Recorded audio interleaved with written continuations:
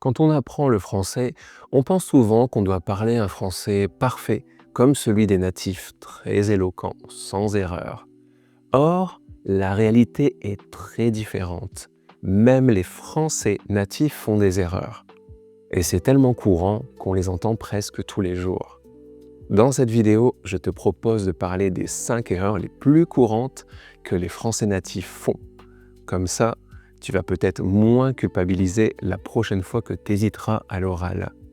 Si tu ne me connais pas encore, moi c'est Jérôme, je suis professeur de français langue étrangère pour les apprenants autodidactes comme toi qui veulent consolider leur niveau de français et arrêter de bloquer à l'oral. Tu es prêt? Allez, on y va! Première erreur, ils croient que c'est vrai. Ici, on a surtout une erreur de conjugaison et de prononciation pour les verbes en war. Pourquoi est-ce que tu penses que les natifs font une erreur avec ce verbe? Tout simplement parce qu'ils ont étendu la règle des verbes en war à ce verbe spécifique croire. Si je prends le verbe boire au pluriel, c'est bien ils boivent. Mais pour le verbe croire, ce n'est pas la même chose. Sa conjugaison correcte, c'est ils croient. Donc attention à bien dire, il croit que c'est vrai. Et il me semble que je l'ai encore entendu il n'y a pas si longtemps. Donc attention, erreur très répandue. Passons maintenant à la deuxième erreur. Il faut que tu fais attention. Alors tout le monde déteste le subjonctif et parfois même les Français natifs oublient de l'utiliser. Ici, la forme correcte, c'est « il faut que tu fasses attention ». Il faut que tu fasses attention. Car après « il faut que », on utilise une forme subjonctive. Troisième erreur, « si j'aurais su, je ne serais pas venu ». Tu trouves l'erreur dans cette phrase? Elle est dans la première partie, dans l'hypothèse. Dans notre cas du conditionnel passé, je ne serais pas venu. Après le « si », on va mettre un plus que parfait. Le plus que parfait, c'est une forme composée, l'auxiliaire conjugué à l'imparfait suivi du participe passé. Donc on ne va pas avoir « si j'aurais su », mais plutôt « si j'avais su ». Si j'avais su, je ne serais pas venu. Encore une autre erreur que j'entends très souvent, et dans mon entourage d'ailleurs, je dois faire très attention à ne pas me faire contaminer.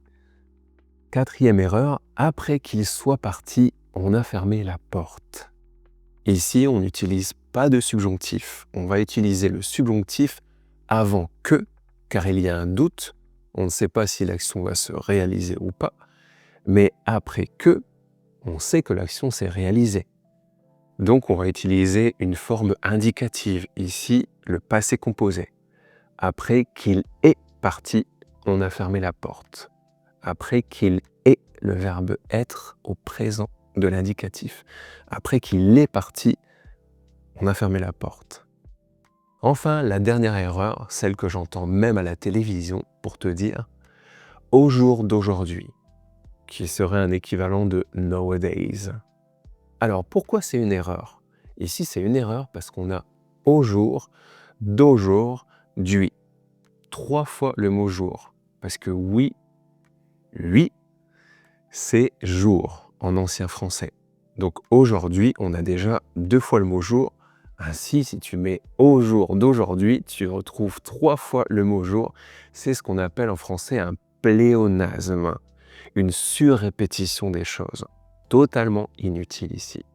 Alors dis tout simplement « aujourd'hui » ou peut-être « de nos jours » si tu veux une expression différente. Voilà, c'est tout pour cette vidéo très rapide sur les erreurs des Français natifs. Alors tu vois que si même nous on fait des erreurs, tu ne dois pas te sentir coupable. Et fais bien attention la prochaine fois que tu seras avec tes amis français, peut-être t'en entendras une. Si cette vidéo t'a plu, n'oublie pas de laisser un petit like et de commenter pour le référencement. Je te dis merci beaucoup et à très vite. Salut!